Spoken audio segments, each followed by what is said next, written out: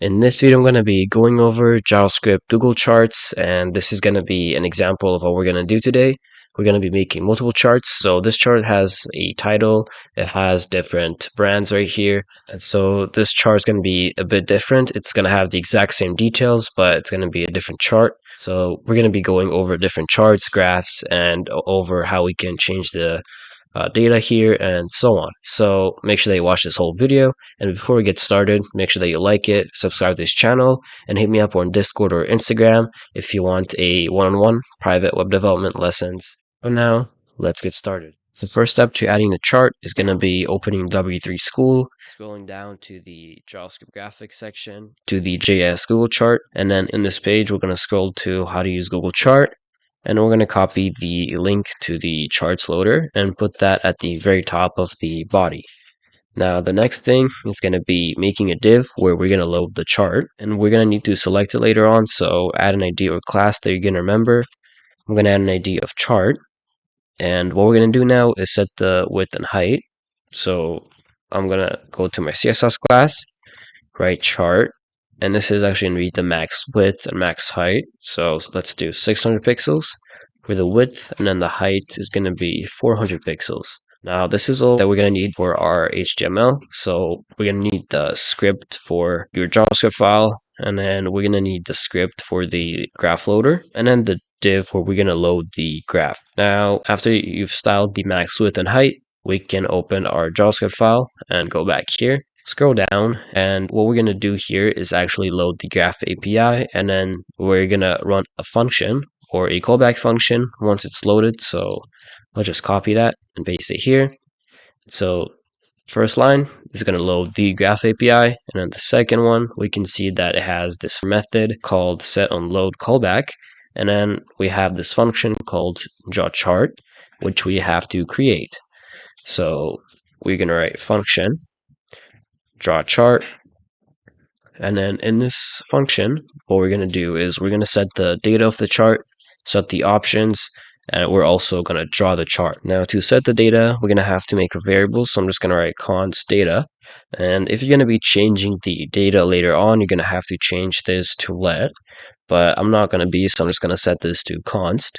Now this is going to be equal to Google.visualization, and make sure that you spell this right. So visualization dot, and then after that we're going to write array to data table round brackets, and then we're going to use the square brackets inside of it, and let's open it. In here we're going to write square brackets again, and then we're going to write two values. So the first is going to be the name of, let's say, something, and then a value for that something. So let's say that I'm going to make a chart for, I don't know, let's say a bakery that make different types of cookies. And so the first value, let's say in this example, would be chocolate cookies. And then the value is going to be the amount of chocolate cookies that they currently have. So let's say that they have 8 chocolate cookies. And then let's make another one saying vanilla cookies, and then set this to 6. Now this is going to be the data, and what we need to do is also add a title.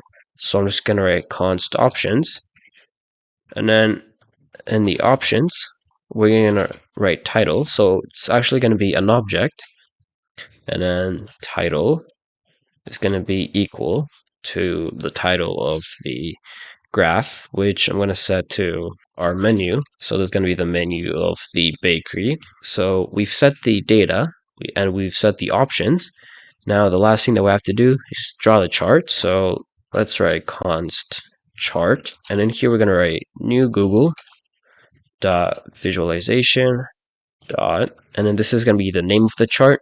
We're also going to be changing it later on, so make sure that you watch until the end of the video. So we're going to use bar chart round brackets, and then in here we're going to write where we're going to put it. So in my case it's going to be this div with the ID of chart. So document dot get element by ID, and that's going to be chart. Now once that's done, we have to write one more line, which is going to be chart dot draw, And then in the round brackets, we have to put the data. So data and then the options. And if we save it now, we can see that it doesn't work, and that's because we get an error. And there's a really good reason for that, and that's because we have to define both of these values.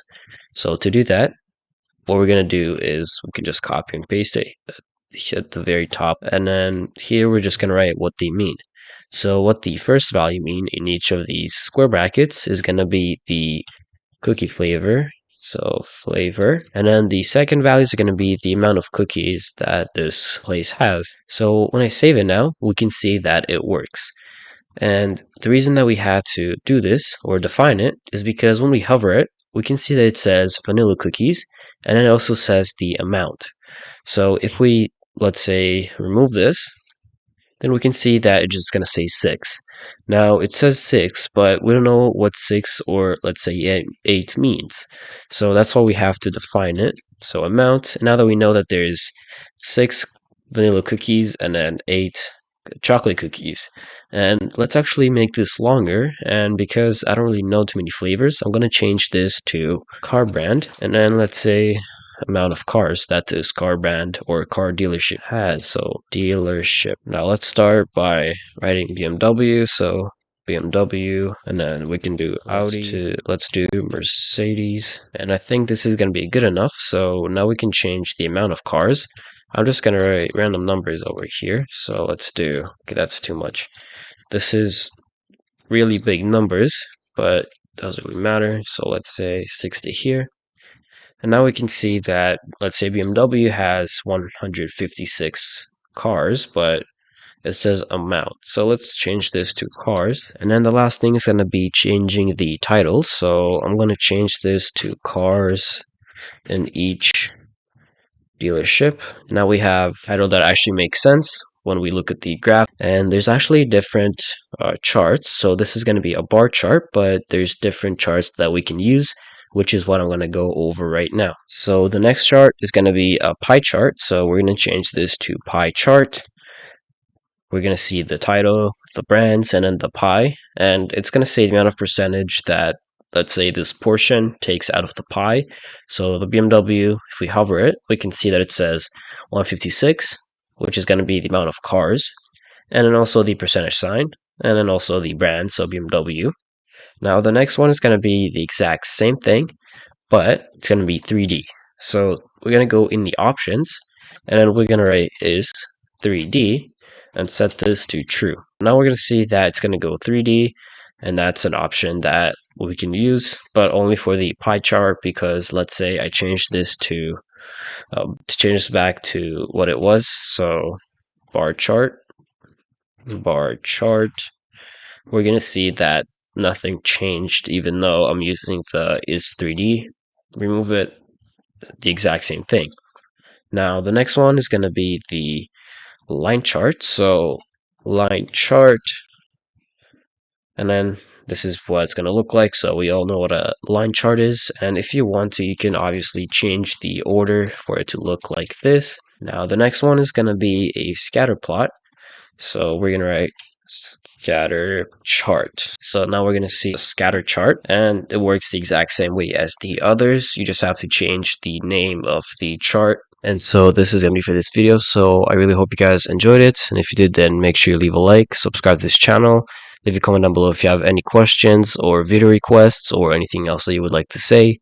Make sure that you hit me up on Instagram or Discord if you want a one-on-one private lessons on web development, and hopefully see you in the next video.